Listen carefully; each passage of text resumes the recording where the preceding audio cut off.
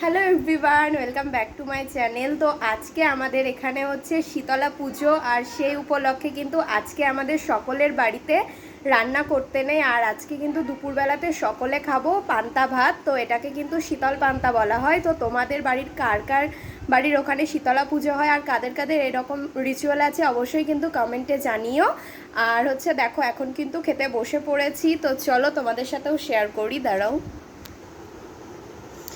এই দেখো, এখানে আছে পান্তা ভাত, আর এর সাথে হচ্ছে আলু সেদ্ধ আছে, আর হচ্ছে বড়া আছে। তো যতক্ষণ কিন্তু পুজো চলে তো ততক্ষণ কিন্তু আমাদের রান্না করতে নেই। আর এটা শুধুমাত্র আমাদের না, পুরো মানে এখানকার অনেকেই শুনেছি।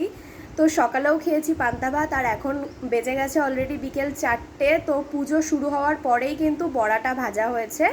তো চলো খাওয়া দাওয়াটা করে নিই। আর আজকে যেহেতু আমি সকালবেলায় গিয়েছিলাম ইউনিভার্সিটি, তো সেই জন্য কিন্তু যাওয়ার সময়তেও পান্তা ভাত খেয়ে গেছি। তো সেই ভিডিওটা তোমরা খুব তাড়াতাড়ি দেখতে পাবে।